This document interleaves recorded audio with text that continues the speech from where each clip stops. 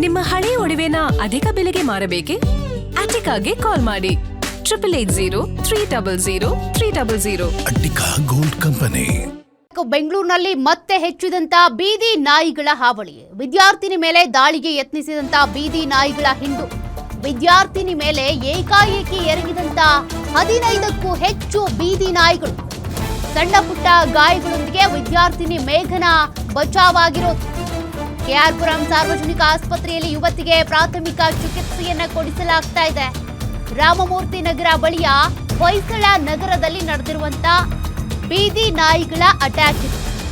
10-15 ನಾಯಿಗಳು ಇದ್ದಕ್ಕಿದ್ದಂತೆ ಬಂದು ವಿದ್ಯಾರ್ಥಿನಿನೋ ಅಥವಾ ಮಕ್ಕಳು ಅವ್ರ ಮೇಲೆ ಅಟ್ಯಾಕ್ ಮಾಡಿದ್ರೆ ಅವ್ರು ಹೇಗೆ ಅದನ್ನ ಫೇಸ್ ಮಾಡಬೇಕು ಅಂತ. ಬೀದಿ ನಾಯಿಗಳನ್ನ ಸೆರೆ ಹಿಡಿರಿ, ಅಗ್ರೆಸಿವ್ ನಾಯಿಗಳನ್ನ ಸಪರೇಟ್ ಮಾಡಿ ಅಂತ ಎಷ್ಟೇ ಹೇಳಿದ್ರು ಅಧಿಕಾರಿಗಳು ಮಾತ್ರ ಡೋಂಟ್ ಕೇರ್ ಅಂತಿದ್ದಾರೆ. ನೋಡಿ, ಆ ದೃಶ್ಯವನ್ನ ನೀವು ಗಮನಿಸ್ತಾ ಇದ್ದೀರಿ. ಇದ್ದಕ್ಕಿದ್ದಂತೆ ಬೀದಿ ನಾಯಿಗಳ ಹಿಂಡು ಬಂದು ಮೇಘನ ಮೇಲೆ ಅಟ್ಯಾಕ್ ಮಾಡಿದೆ. ಸದ್ಯದಲ್ಲೇ ಆಕೆ ಬಚಾವಾಗಿದ್ದಾಳೆ. ಸಣ್ಣ ಪುಟ್ಟ ಗಾಯಗಳಾಗಿವೆ. ನಾಯಿ ಕಡಿತದಿಂದ ಸಾವನ್ನಪ್ಪುವವರ ಸಂಖ್ಯೆ ಕೂಡ ಹೆಚ್ಚಾಗ್ತಿದೆ.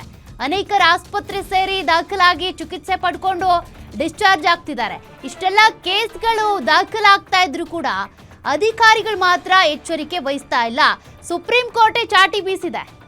ಈಗಾಗಲೇ ನೀವು ಅಗ್ರೆಸಿವ್ ನಾಯಿಗಳನ್ನ ಸಪರೇಟ್ ಮಾಡಬೇಕು, ಅವುಗಳಿಗೆ ಅಂತೇಳಿ ಬೇರೆ ವ್ಯವಸ್ಥೆಯನ್ನ ಮಾಡಿ ಅಂತ.